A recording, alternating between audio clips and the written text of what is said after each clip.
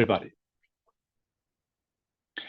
I am Martin Link, and I'd like to welcome you all on behalf of the Refugee Council Schleswig-Holstein. We are an NGO that supports refugees in a spirit of solidarity.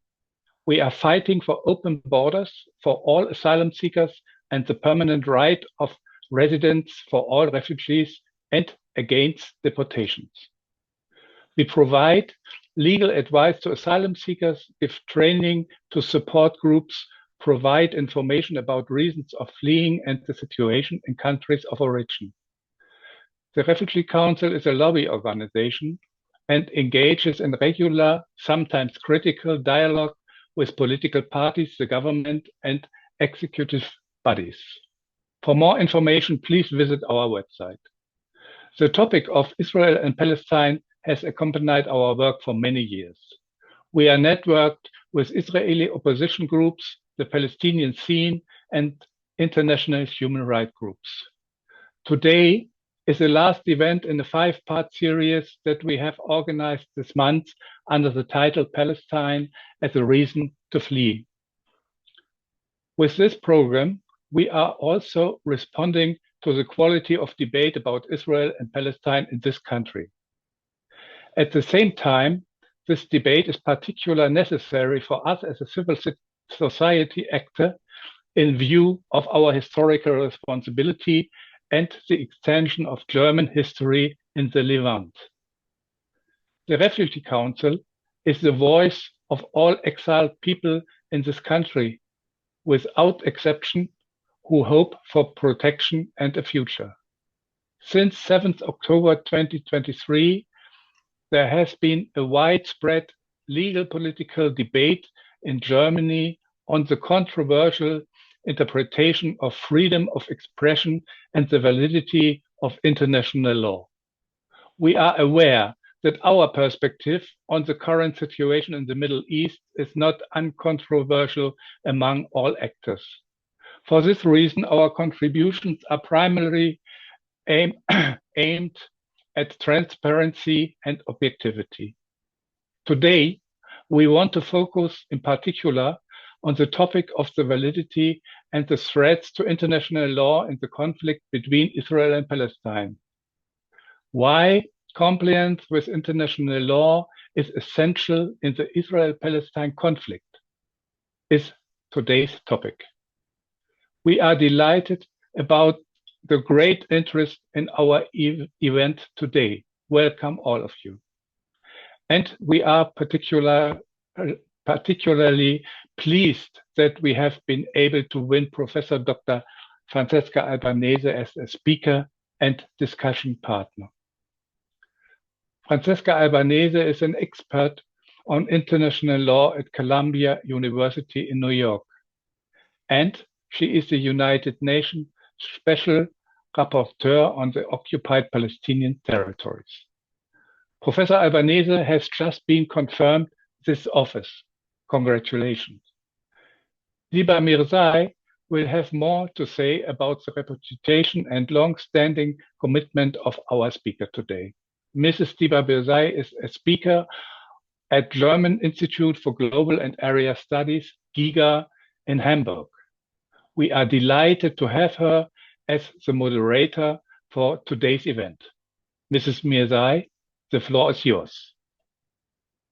Thank you, Martin. Thank you so much for your introductory remarks, and good evening, everyone, and welcome to tonight's event. Also from my side, thank you for joining us for what promises to be a timely and deeply important conversation. Over the past 18 months and increasingly over the past few weeks, the world has witnessed a dramatic escalation of violence in Gaza, with tens of thousands killed, a humanitarian crisis of unprecedented scale, and increasing concern about grave violations of international law. In this context, the International Court of Justice has taken the extraordinary step of considering a genocide case brought by South Africa against Israel. You've probably heard about it. This is something that happened already last year, and it has been a development that has echoed across legal, political, and public spheres. While the court has not yet ruled on the merits of this case, its initial finding that South Africa South Africa's claims are plausible, represents a significant moment in the history of international legal accountability. At the same time, key international actors, including and particularly the United States and Germany, continue to support Israel politically, militarily, and diplomatically, raising urgent questions about complicity and accountability. We are also witnessing what some describe as a global backlash against international legal institutions, with countries like Hungary just recently threatening to withdraw from the International Criminal Court, the ICC, and others selectively engaging with international rulings. To help us navigate these complex issues, we are honored to be joined by Francesca Albanese, UN Special Rapporteur on the situation of human rights in the Palestinian territories, occupied since 1967. Her mandate and her scholarship engage directly with questions of legality, of accountability, and the limits of the international system in context of prolonged occupation and asymmetrical conflict. Francesca, we are honored to have you here tonight with us, but I personally am very honored to get this opportunity to talk to you. Thank you for being here. Thank you for taking the time. I know that we are operating under time constraints. We only have around now like 45, 50 minutes left. So I will try to, in my basically discussion with you, I will try to cover as much ground as possible, and then give the audience a chance to engage further with you and to ask other questions. I would like to focus on three aspects. The first one is to actually take a look at what is happening in Gaza. What are we currently seeing? The second one is to talk a bit about the whole genocide case at the ICJ. And the last aspect I would like to focus is at least a tiny bit to look at what Germany is actually doing. You've just recently been to Germany. I think you've had a very interesting experience here. Maybe you can also talk a bit about that. But these are the things that I would like to focus on. So let's start with what is happening in Gaza. When we just look at the sheer number of civilian casualties, of the number of civilians that have been killed, predominantly women and children, one gets the impression that this is a war that has been waged against civilians. Do you think that this has a special dimension in what we're seeing in Gaza, or is this something that we actually can observe also in other conflicts? Has this become a common warfare practice, or is this very specific to the case in Gaza? Thank you very much, Diba. Before I answer your question, I would like to say hello to everyone. I was recently in Germany and I was not very well treated by the police, but I promised because of that I will come back soon. One comment on the debate. I salute you and Professor Link for this event, for organizing this event, because it's very necessary. I mean, in Germany, there should be such a debate every day in all corners, because there is no debate. It's not that there is debate in Germany about Israel, Palestine. I mean, there is no debate, in my view, and there is a lot of violence. And so let me start with what is absolutely necessary. And thank you for giving me the opportunity to do that here, to bring the facts back to the center of the discussion. We can agree or disagree. This is why we have debates. And also, once we bring in the facts, my job, my skills, legal skills, allow me to also offer some legal qualifications. What's going on in Gaza? You asked me, is it an assault against civilians? Absolutely. It has been an assault against civilian life from day one, from October 2023. And it's out of question that what Hamas and other groups, the thing is that we really need to look at who are the responsibilities of the days, because the reality of that day is very, very complex and should be studied, that should be discussed instead of judged and then let's close the chapter. However, there is no question whatsoever that, let's say, Hamas inverted a horrific coup on Israel as a state, on Israeli civilians. It was horrible what happened, and everyone who has been killed and who has been kidnapped should receive justice. Everyone. What was not an option, but it was what Israel says immediately was to launch a war against Gaza.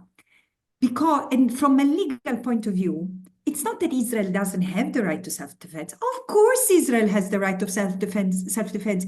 This is the prerogative of every state. Every member state of the international community, every member state of the United Nations can invoke Article 51, meaning can use force, military force, hence can wage a war, but under two circumstances: when it's authorized, when the use of force is authorized by the Security Council, or when the state is attacked under direct or imminent attack by another state. And here lies the critical issue. Of course, Israel was attacked, and not by a state, but doesn't matter. So the use of force it had to deploy was to annihilate to deter and repel the attack. So whatever it did in its territory to push out the combatants, the militants, whatever you want to call them, was fine. Now, in my view, there was excessive use of force, which has also killed the hostages. But however, let's not stay there. What Israel was not allowed to do was to wage a full war against Gaza. And not even a war. I cannot call it a war because a war has rules. So there is the principle of distinctions between civilians and combatants, the principle of proportionality in military action, the principle of precautions. Don't throw a bomb if you risk to kill civilians. All this has been annihilated. And not only that, Israel not only has never denied to have carried out the actions it has carried out, it has camouflaged them. It has said, no, but we are respecting international law. We gave evacuation orders. We created safe zones. And this is all language that has been confusing people, allowing pro-Israel Western media and politicians to continue to amplify the narrative. But how did they do so? Because in the 17 years prior to October 7, Gaza has been assaulted militarily many times with 5 major wars. In 2014, Israel killed 2,000 people, including 500 children in a matter of 3 weeks. So we know why I'm saying that, because we got used to Israel bombing the Palestinians, slaughtering the Palestinians, destroying homes, schools, and hospitals of the Palestinians. So I'm not saying that the violence of October 7 was not horrible to be condemned war crimes. I'm just saying that this is why Israeli and Palestinian organizations for decades had been imploring the international community to intervene, because the situation, Israel's oppression, was becoming too violent, and the Palestinians couldn't bear this. So many, including myself, would expect armed resistance to resurge in the West Bank. We didn't expect this from Gaza, because Gaza was under Hamas rule. The Palestinians were suffering. There is no question that the Palestinians were suffering, because the Palestinians have tried to revolt against Hamas, and it has not been possible because of the international pressure on the status quo, so that nothing can change and Israel could continue to thrive, talking of negotiations while advancing colonies. So what is the situation in Gaza? And sorry for this long preamble, but I mean, with 50,000 people killed in 15 months, probably, or 16 months, probably we must be honest and say, because the situation, I mean, it's going to be horrible from now on. Israel has been killing civilians with a notion of what he was doing. Israel has the most sophisticated weaponry, not the most sophisticated army, because they are very moral. But it has the most sophisticated weaponry in the Middle East. One of the most sophisticated in the world, which sells to all our countries, by the way. So Germany provides weapons to Israel, and Israel, in exchange, provides ways for your government to spy on you and to my government as well. So this is the wonderful alliance that we are facing. But however, the thing is that while Israel has been killing civilians with the notion that it was killing civilians, because it has the average of women and children. And I do not assume that all men are combatant, and I do not assume that all combatants are to be killed. Otherwise, we should assume that every soldier in Israel can be killed just because of being a soldier, which is not possible. A soldier is a target and can be a target only in situation of combat, active combat. Other people say no, but I'm a human rights lawyer, so for me, saving life is a moral and a legal obligation. So I do not advocate for people to be targeted, for to be killed. And so after 17 months, Israel has killed 50,000 people, of whom 70%, I was saying, are women and children. And they have been steadily so since October 23, December 2023, March 2024. I've been monitoring this. I've been producing reports. I've been providing figures. And so Gaza is destroyed today. And not only is destroyed, now people are burned alive in refugee camps. They are buried. They're killing journalists. I mean, they've killed more than 1,000 medical personnel, surgeons, pathologists. 11 universities have been leveled to the ground. Medical personnel, 250 or 260 UN officers and aid workers, 170 journalists. I mean, it's incredible what has been doing. And so I wonder, where are we? And this is why I kept on talking from the beginning, calling upon Europeans and Germans, saying, guys, we have to do better. We have to do better. Italians and Germans more than anyone else. And this has nothing to do with Israel. This has to do with genocide, because genocide is what's happening. And again, I will stop here, because you might want to to ask about genocide yourself, Diba. But one thing is, have I seen anything before? I've seen military fury. I mean, in Sri Lanka, and places where the military has been used so fiercely to kill everything and everyone, but not on such a protracted scale, not with such an intensity and such a level, and with international sort of condescendence, so toward the Palestinians, and with Western support. Yeah. Thank you so much for your elaborate answer. I think it's always good to have more context, also to understand what have we seen before and what has maybe changed, what makes this case so special.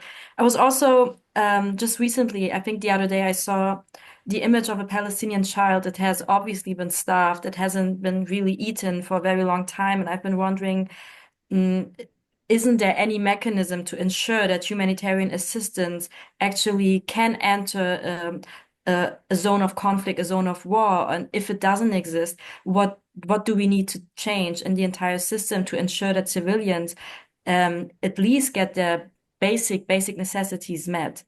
Yeah. Yeah, of course. This is why we have international law that also regulates war and situation of occupations and conflicts, because after the Second World War, we said, okay, let's have rules, because we cannot reach this brutality anymore. But this doesn't work in this case, because this is not a conflict. A conflict is the one in Ukraine and Russia, where, look, honestly, horrors happen. And the war, yes, it's becoming uglier and uglier, and civilians are becoming, in Ukraine as well, we keep on hearing really horror stories of civilians massacres, hospitals assaulted. But this is why Russia has been somewhat alienated from many in the international community. Then I think that disgracefully diplomacy has not been used enough. But the point is that in Gaza, there is not a war against another army. Why Israel continues to bomb? Where is the lethal enemy that is going to destroy? Israel has managed to convince anyone that it has the moral authority and the obligation and the right to eradicate Hamas, whatever it is. And now you hear all Western governments say yes until Hamas is eradicated. But what is Hamas?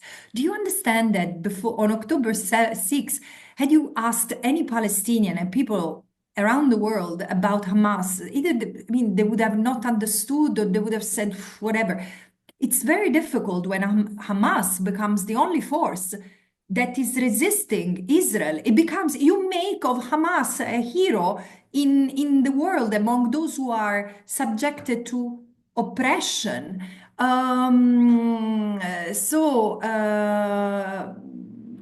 Yeah, I would stop here. You've already mentioned the genocide case. The ICJ has found it, until now at least, plausible that Israel may be committing acts of genocide in Gaza. Just to also understand the significance of this ruling, how significant is this actually in legal and political terms, and what are its limitations? Because I think this preliminary ruling has been already issued a year ago, and nothing has really changed. So do we need such a ruling? Does it change anything? What can we expect also in the future? As I've written in my reports, the risk is that now genocidal assaults become so normalized that this is the modus operandi in conflict.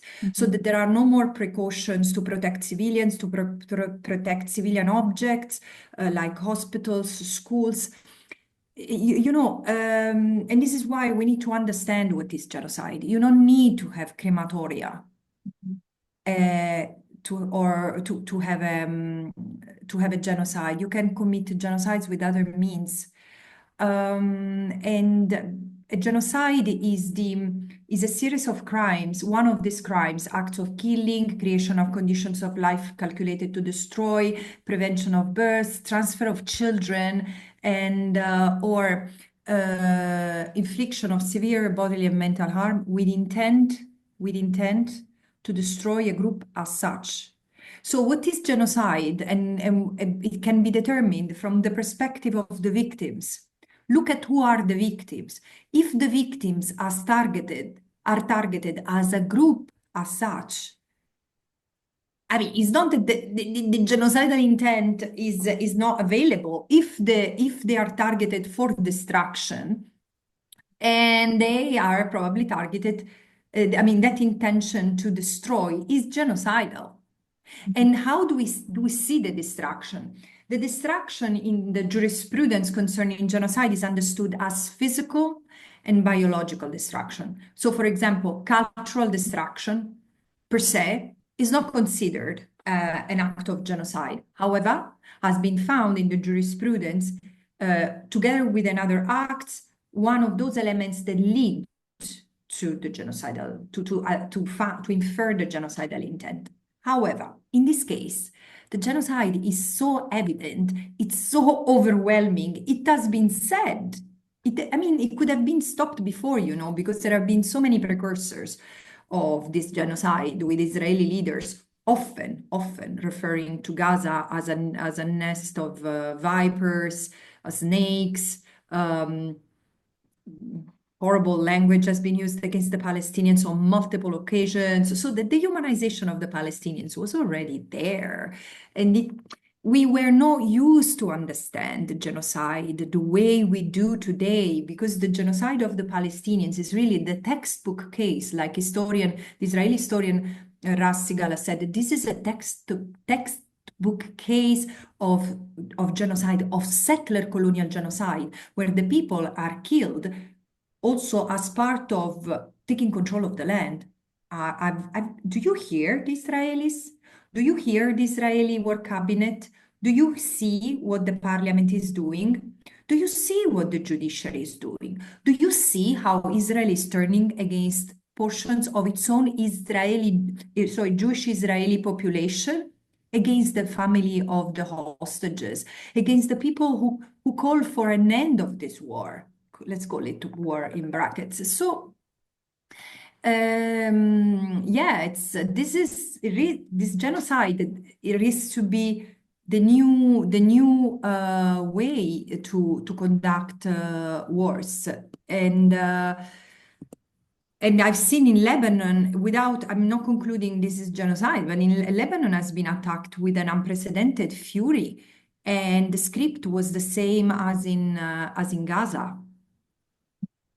But it's still, I mean, it doesn't seem that we can protect civilians, even if we have this textbook case of genocide, or even if we have a preliminary ruling. So I'm just wondering, how can we overcome these limitations of international law? Look, it's not the limitation of international law. It's the limitation of the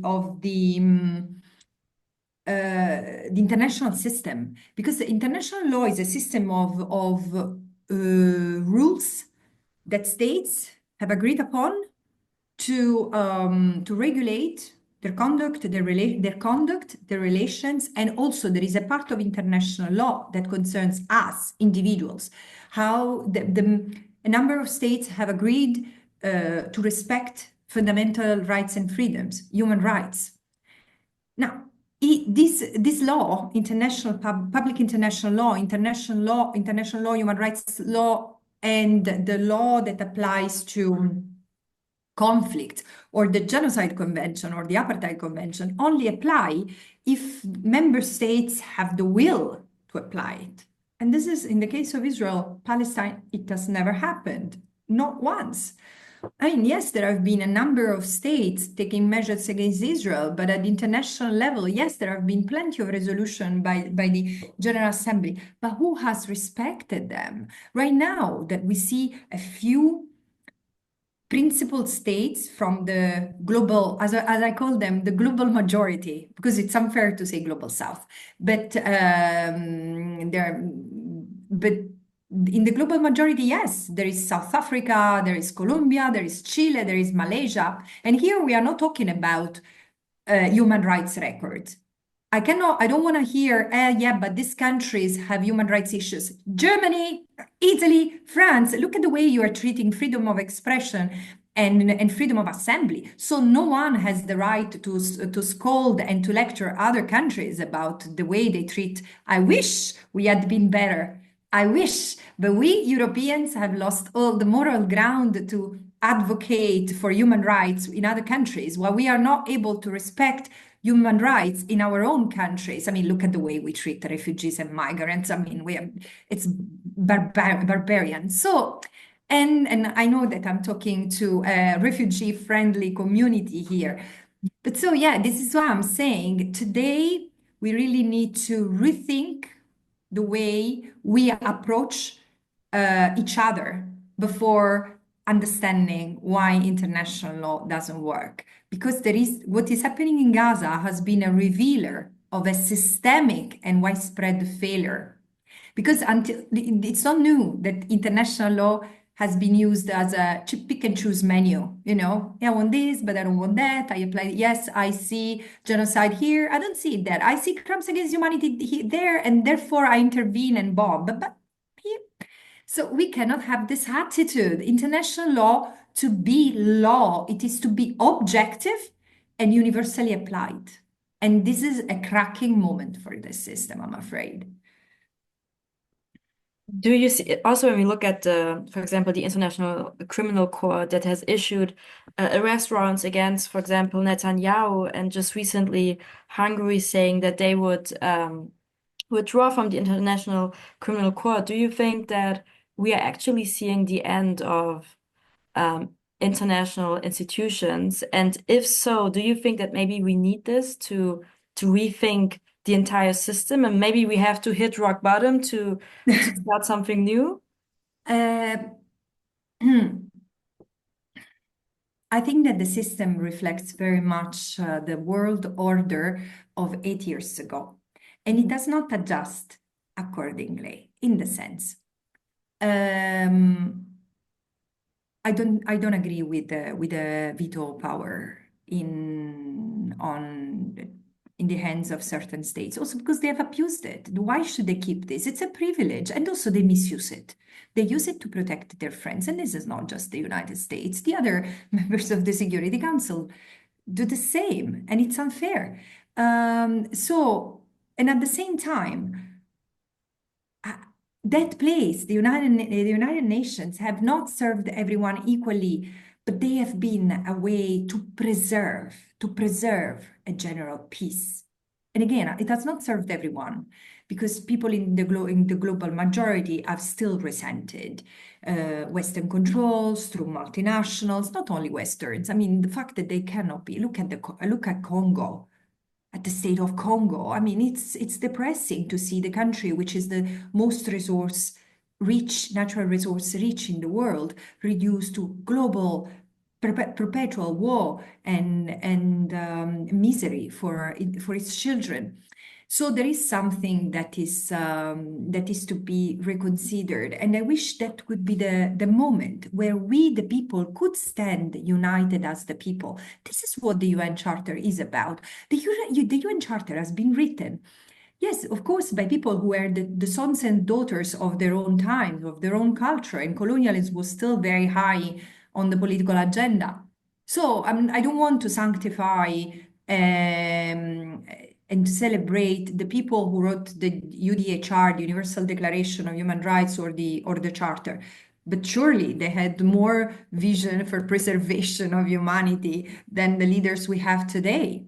I mean, I think countries that, I won't name names, but countries which have in their own constitutions the prohibition to arm themselves, to invest in the military, are investing in the military. In my own country, we repudiate the war. I think that there is one of the few constitutions in the world which repudiates the war to the point that these conditions our relations with other states. It's so strong, the repudiation of the war in our constitution.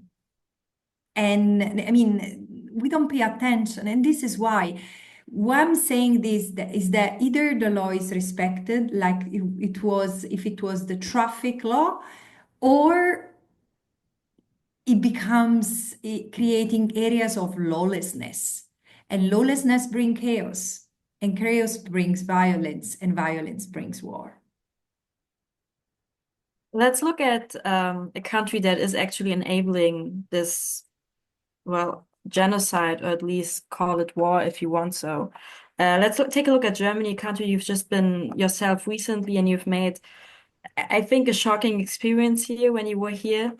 Well, Germany has sort of established itself as a defender of international law in these past couple of years. But since October 7, it looks a bit different. It has supplied weapons to Israel. 30% of weapon deliveries to Israel are from Germany, and it has also supported Israel at the ICJ. Now, when we look at Germany's historical responsibility at the Holocaust, how do you assess this German position towards Israel? In one word, hypocritical. Mm-hmm. It's very hypocritical. Because look, I mean, the sense of guilt, Germany should have the sense of guilt. Italy should have the sense of guilt. I have sense of guilt. The reason why I've devoted my life to this right now as a special rapporteur is because I feel a responsibility, not just as a special rapporteur, as a European. As a European, have you read or not the memories of the memoir of those who left the Holocaust? For them, the shocking part was not even the concentration camp, but what they found after. People after the Holocaust survivors were not wanted by many European countries. They went to Palestine and they became part of a colonial process because there was no place where they could consider themselves safe.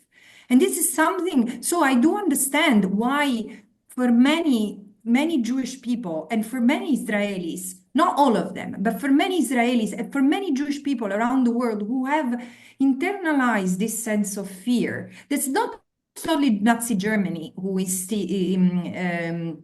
instilled in them.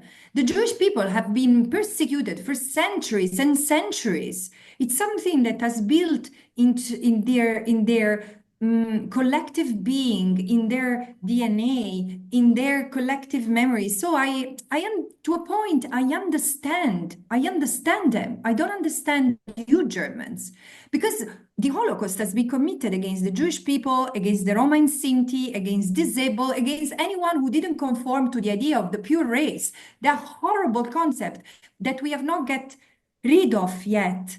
And this really makes me outraged, because we still look at the reality through racist lens. We don't see the pain of the Palestinians today. The Palestinians are nothing.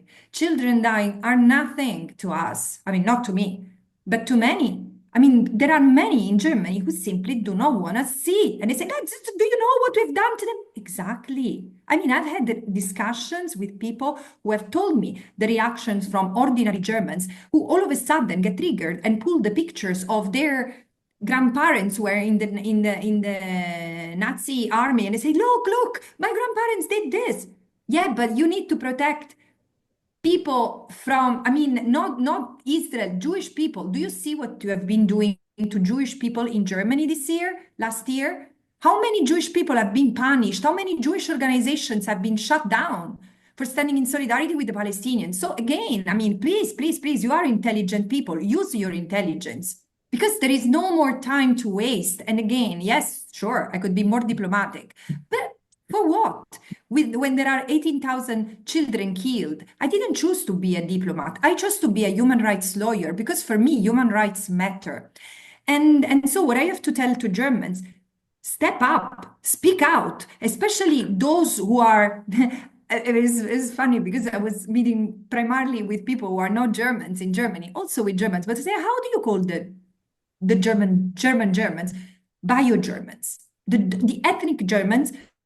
So you have more responsibility than anyone else, because others, those German Palestinians, have been arrested in the middle of the night for having been in protests.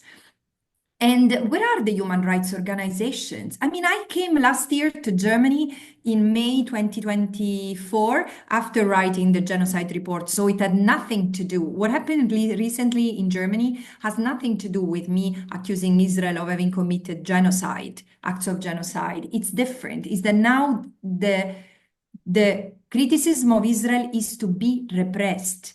And now, so last year I was welcomed by think tanks, human rights organizations. Everyone wanted to hear from me.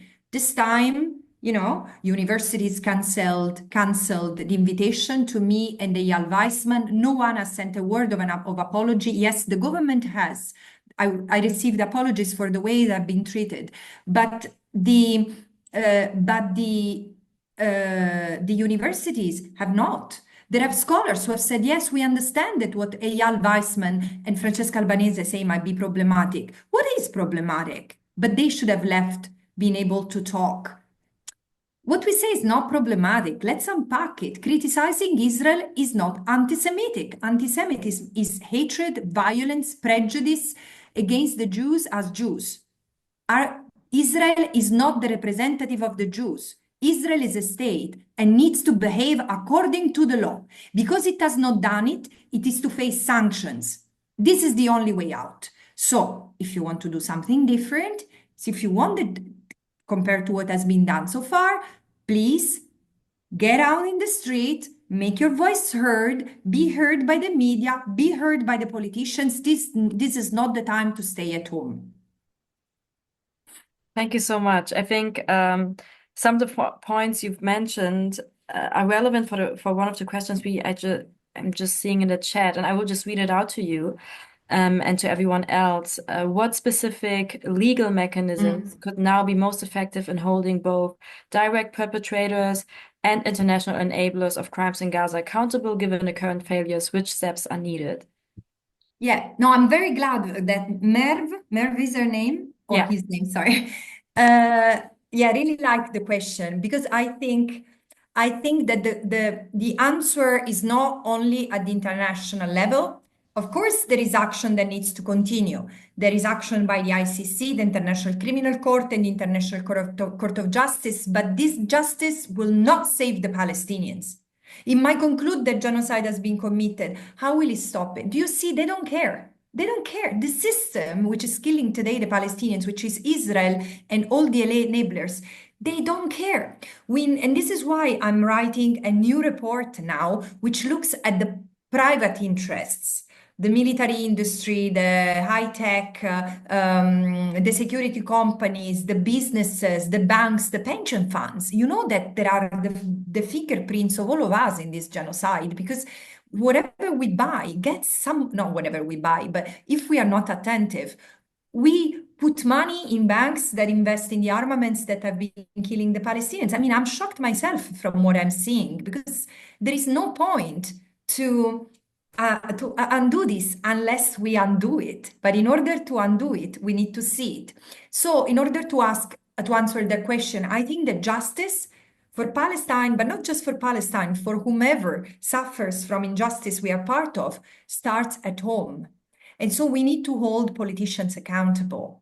We need to hold the media accountable. We need to hold these private sectors. And so there is strategic litigation can be pursued. But first and foremost, now people in Germany have a bigger problem. Not bigger.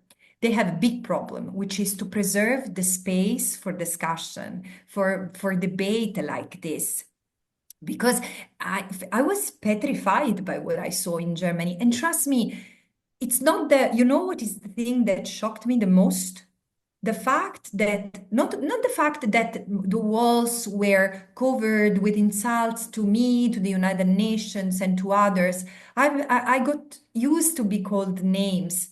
I don't suffer anymore. Like the Palestinian poet Mahmoud Darwish used to say, I'm not mine. Now it's not about me. It's about saving lives of people. So for me, it was not shocking, the violence against me, the misogyny, the mafia-style techniques that led universities to cancel and other cultural venues to cancel the events. It's not even, I don't even think that they are cowards, those who caved in to pressure. This is the system they belong. I'm more upset with the politicians who did it, who put pressure on them.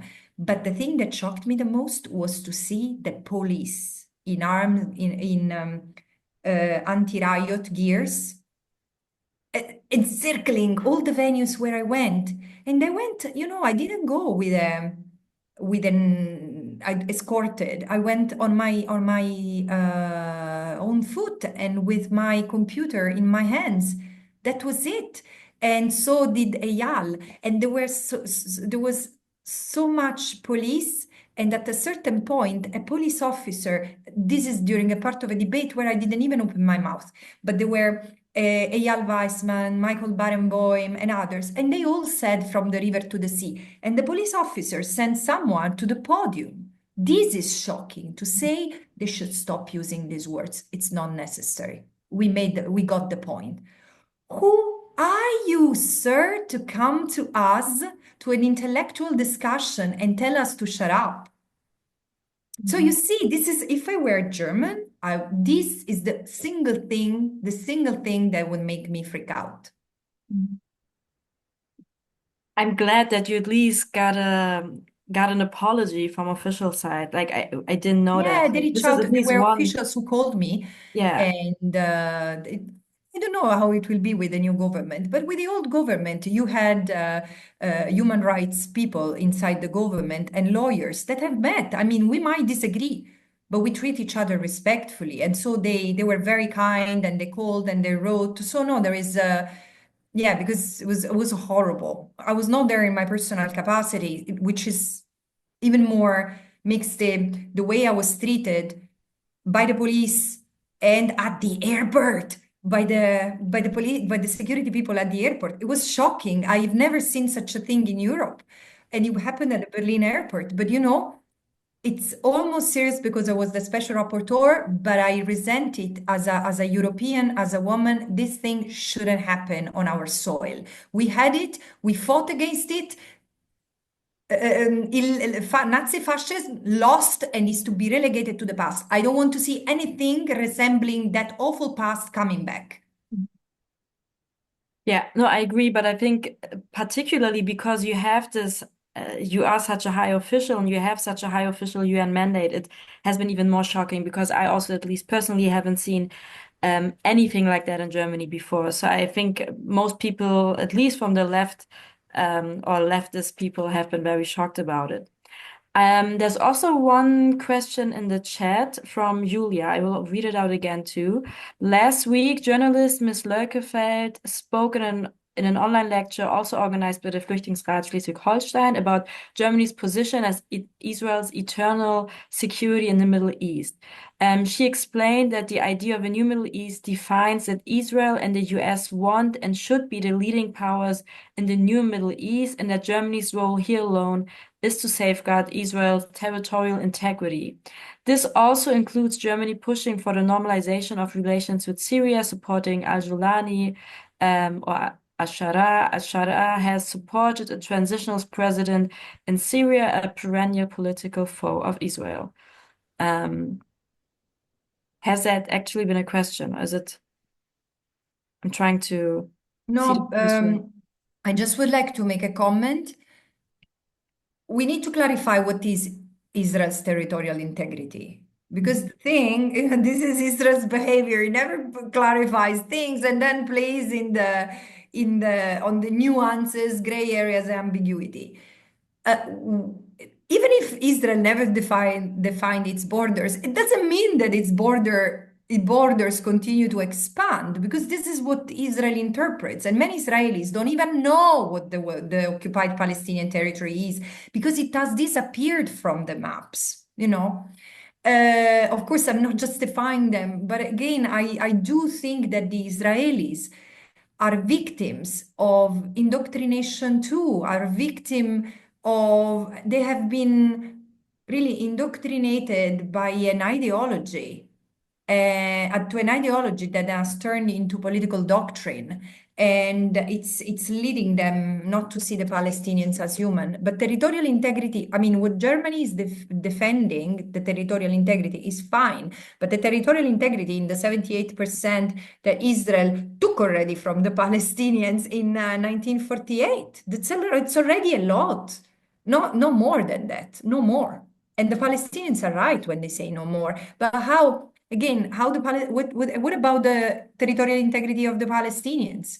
Has anyone wondered? I mean, why this duplicity? Why it's so inhumane to think of the most powerful army in the world, which is, frankly, it has bombarded most capitals, most Arab capitals in the region, and so many, I mean, Lebanon, Syria, Yemen, Baghdad. I mean, guys, this is very dangerous. So Israel must be stopped. If you're really good friends of Israel, hug the states and bring him back to sanity. We have one further question. What is your reaction to the 77 German international law scholars that published a statement in a German newspaper to urge the government to uphold the arrest warrant for Netanyahu? They also mentioned you by name to ensure to let you speak in German universities. Have you read that statement? No, Have I've you not. know I've about not. it? And I will not. I thank them for speaking of me. I want to focus on the fact that they asked the German government to uphold the arrest warrant of Netanyahu. Only 77 scholars. This is my reaction. Only 77. Thank you. Thank you. This is what I tell them. Thank you for upholding international law. What are the others?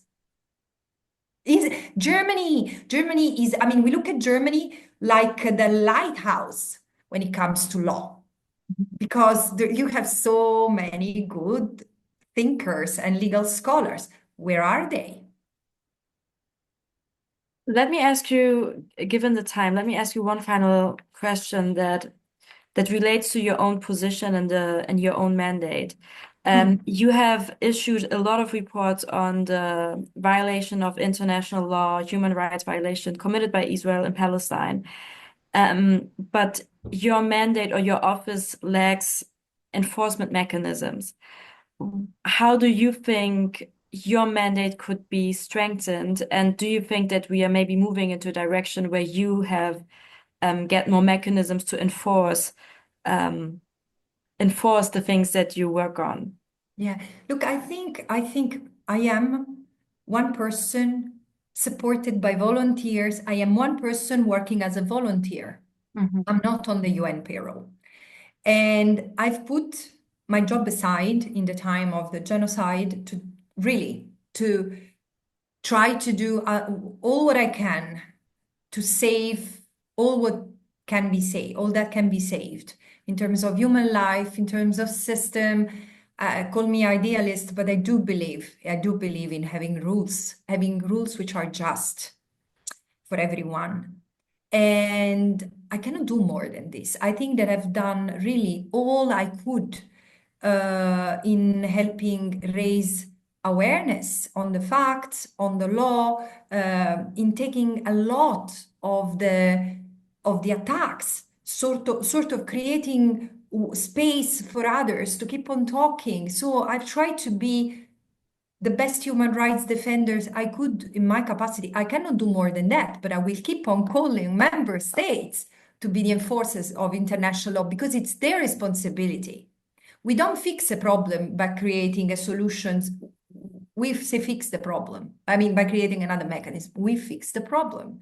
Member states, if we live in democracies, member states have to respond to the will of the people. And this is where I want to go and I want to end. The will of the people in these 16 months has not been enough.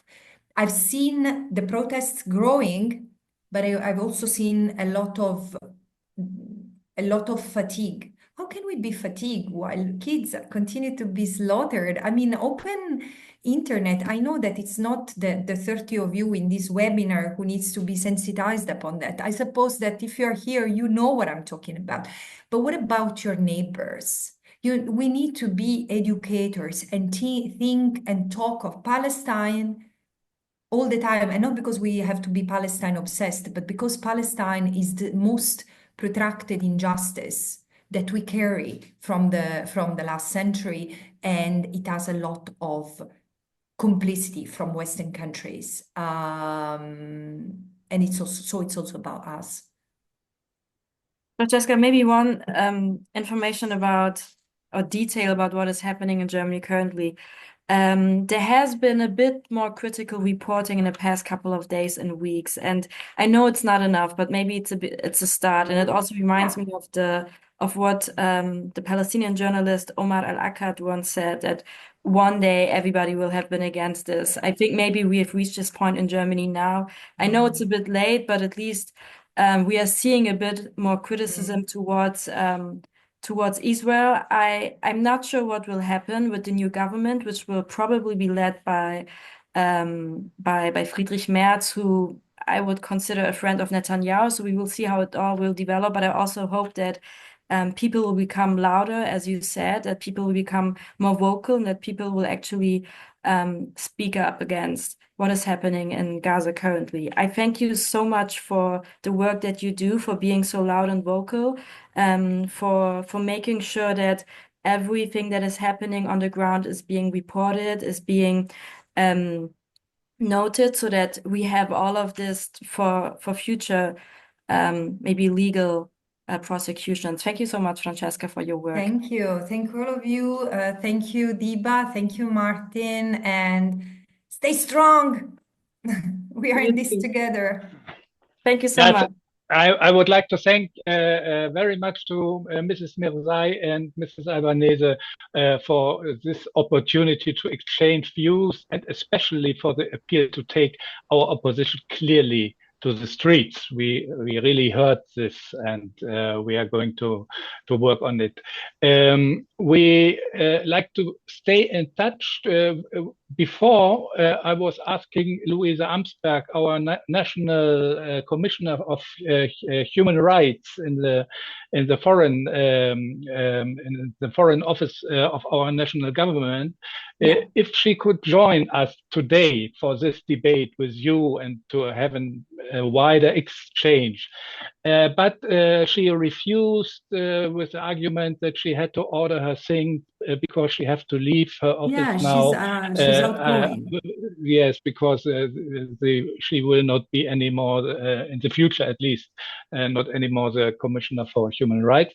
We hope there will be another Commissioner for Human Rights in the new government. We are not quite sure if it is this, if we will have one in this function, but if we are going to do our best to bring you together, because I think we need this exchange between the national responsibilities in our government and the United Nations and the interstatal positions, because the national perspective to